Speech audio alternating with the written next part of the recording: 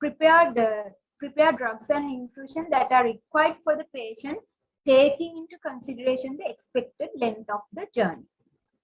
So yes, you should have a list like this. What are the emergency and other drugs you are going to take during the transport? And when it comes to oxygen, what are the you can take oxygen cylinders. So you have to calculate the amount of oxygen you are going to take for the duration of the journey. This is, you can remember, this is a Boyle's law. According to that, depending on the pressure of the cylinder and volume of the cylinder, we can calculate the amount that we need. So you have to always check whether these cylinders are fully full before transport. And if the patient is on a ventilator, high flow, CPAP, what will be the amount of oxygen that will be required for the whole journey of the transport. Then who are the people who are going to accompany the patient? All the time, whether it is inter or intra-hospital transport, any critically ill patient should be accompanied by a doctor who is competent in usually resuscitation and organ support. And there should be appropriate experienced nurse. These people should be familiar with the transport equipment, and also paramedics. And this expertise you should have depending on the condition of the patient. Then documentation. So you should always have documents and summary of the patient, including the name, date of birth, date, and referring doctor, consultant, and referring hospital. Contact numbers should be there of the referring doctors and the receiving and consultants and doctors, and also the diagnosis of the patient and physiological parameters. So this summary should include, because it's very easy to hand over this patient after transport if you have a summary, and primary reason for the admission and referral, medical history, past medical history, dates of operation and procedures, number of days in the referring intensive care unit, and intubation history about the lip level, ventilator support, and any blood gases which were done before the transport, and what is the cardiovascular status of the patient, and what are the patient's inotropes and vasopressors required and their doses, and whether we had to increase them, and other medications and fluid patient is on, and lines, whether cannula, CV liner with the dates inserted, and any cultures which are positive, and also the nurse's summary should be there, and also decide on the communication method, contact details of the relatives, and then summary of the management up to the time of the transfer. And during the transport also, you have to maintain the monitoring chart of the patient, and also should send the radiological investigations and other reports, summary of the investigation of the patient, and documents all the procedures carried out, and all the vital parameters should be documented on the transfer record before departure, which any result that become available after the patient has left the institution should be communicated to the receiving end. And monitoring must be continued throughout the transfer, and a written record of observations and events should be maintained throughout the transfer. And before transfer, name medical and nursing person who are accompanying the patient, and should contact the receiving unit and tell about the patient, and must mention that you are going to start your journey, and update on the patient's condition before transport. So this is a monitoring chart you can maintain throughout the transport. So any recent updates during transport, any incident that happened, and should be updated. Then finally, you have to check all equipment and staff is secure, and your phones should be charged and available. So you have to check all this before transport. And if there is a checklist, it is very easy. You will not miss anything, and time will be reduced for the preparation. So you can check this checklist and prepare the patient for transport. And it is very important the safety of the people who are accompanying the patient, and of course the safety of the patient. Patient should be well secured to the transport trolley by harness, and all equipment should be fastened, because equipment should not be mobilized during transport. It will cause trauma and all the equipment will damage, and staff must be remain seated with wearing seat belts. And all the equipment should be secured and stored, secured to the trolley or in a proper lockers if available. Sometimes you don't have lockers, so you must secure them well.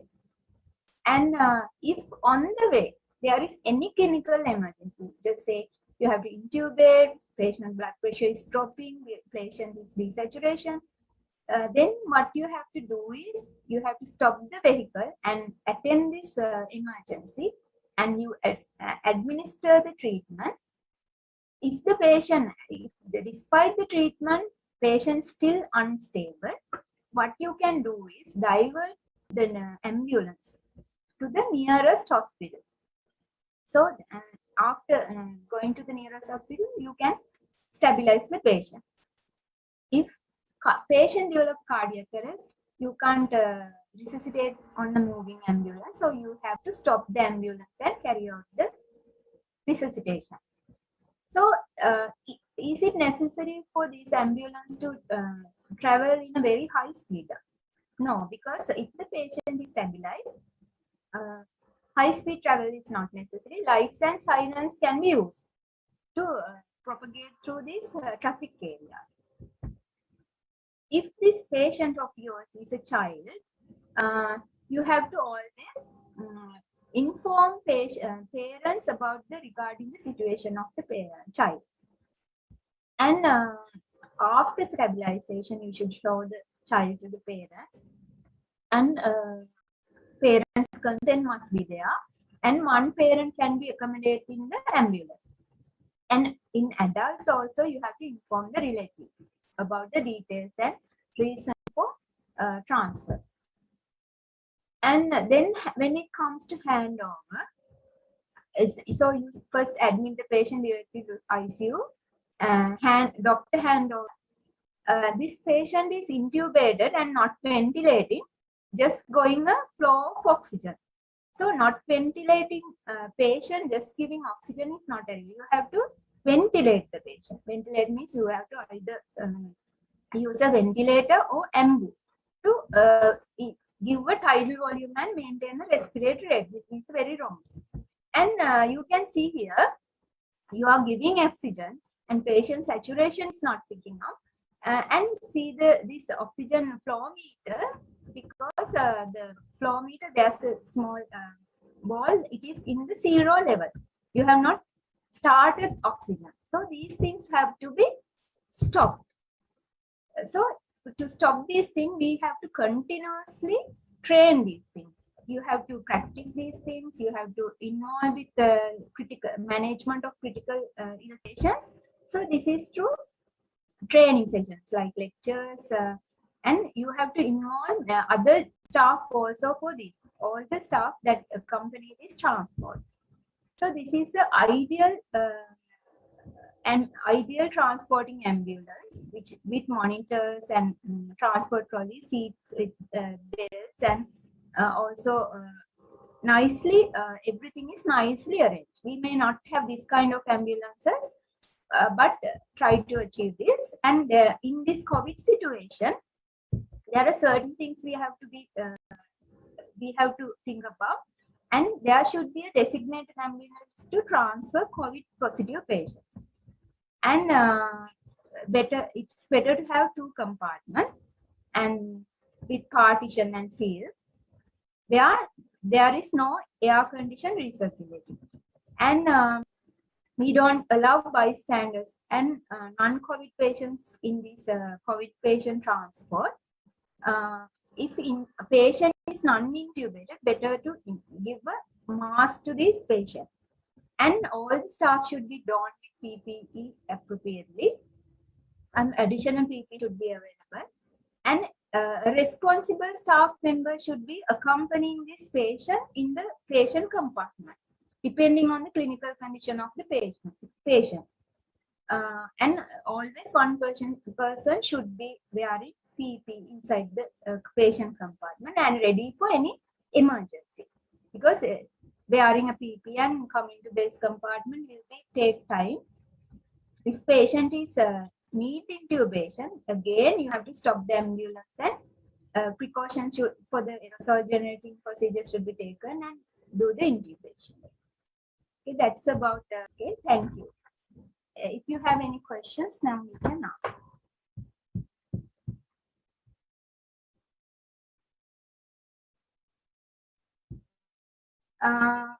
In the chat, they have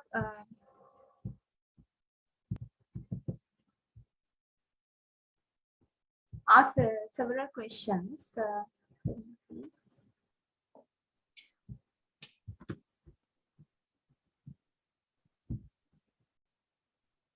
Aishani, I think there are some questions in the chat box. You can go through the chat box and answer the questions. Yes. You go through the chat box and answer the questions. What are the indications for soft cervical collar? So we usually don't insert soft cervical collar. It's a what is indicated is hard collar.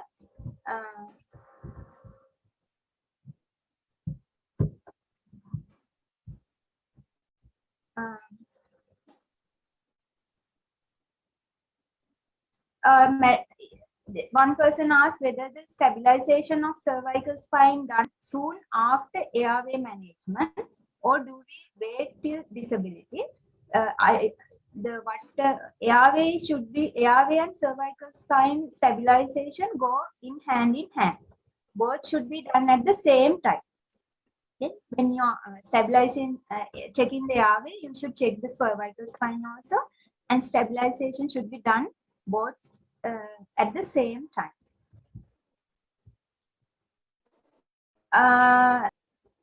Inserting a central line is a skill you have to develop through with time. No, I think it depends. It is a skill. So yes, if you learn to insert the central line, you can insert, but you have to make sure, because after training, and it's a very central venous line insertion have its complications, and ideally it should be inserted ultrasound guided. That is the gold standard method. And after training by a trainer, if you are confident and the trainer thinks you are confident, you can insert central venous line. Yeah, I think as interns, they are not allowed to have inserting of central lines. Yes. So any hospital, even the national peripheral or wherever the hospitals, interns are not allowed to have central lines because they are under the training. But under the supervision, if your consultant is happy, so then you can have a go. So after your interns period finishing off, now we do have normally the RHOs training period. In hands-on skill, we do accommodate you all to in our ICUs for you to go through this training. So don't worry, during your intern period, you don't have to rush into inserting of a central lines. After that, depends on your interest, you can, yes.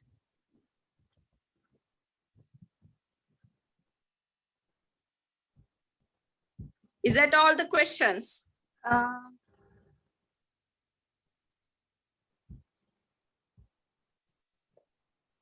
One asked why why don't we have to clamp the IC tube? Because IC tube is inserted for this pneumothorax. If you clamp the IC tube, the purpose of the IC tube is not there. Patient will expand the pneumothorax. So what happens? Patient will become unstable due to transport. So you never clamp the IC tube, and you have to unclamp the IC tube during transport. And for the cylinder, how to check whether the cylinder is full? There's a gauge, pressure gauge. Pressure gauge, when you turn it on, you have to see the pressure is usually 137 bar is there. That is how you check whether the cylinder is full. How to ensure the cuff is not leak? So cuff is not leak. You have to cuff with the syringe, and then when you are ventilating the patient, there are several methods to check whether the cuff is in leak. One thing is in the ventilator, you can hear the air coming through the mouth, and you can see bubbling through the mouth. That is one method. And if there's a difference between the inspiratory and expiratory volumes, more than 125 ml, there's a cuff leak. Dr. Harini, I think. Yeah, I think it's that's end of the questions, right? Okay. So I think I must thank Shani Rajapaksha, who is the senior registrar and who is covering up duties, acting consultant duties in you're in Teldenia, aren't you? Yes, yes. Yeah, Teldenia for her presentation. Thank you, Shani. So let's move to the next topic. So the next topic will be done by Dr. Tharanga Gunaratna, who is senior registrar and acting cover-up consultant duties in KDU, who is one of the best person to tell you about the donning and doffing because he's involved in the managing of the COVID patients. Tharanga, are you there? Yeah, I'm there. Yeah, okay, Tharanga, you can carry on. Hi, yes. Good morning. Yeah. So, yeah, okay.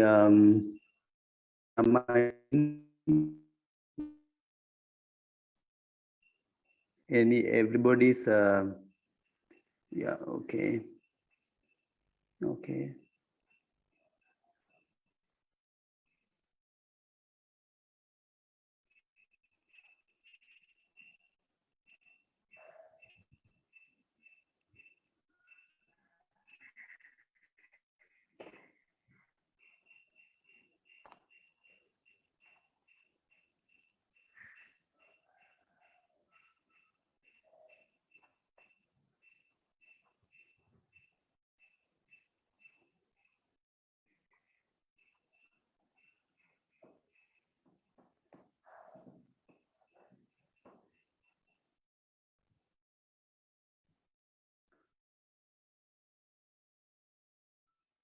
Yeah, can you see my slides? Hello? We can see your... Yeah. I think now we can see. Yes, can you Tharanga. see it now? Yes. I have shared my screen. We can see now. Yeah, okay. Yeah, okay. So I'll start. I must thank our College of Anaesthesiologists with the collaboration of Ministry of Health giving this opportunity to talk about this donning and doffing in related to COVID-19. Yeah.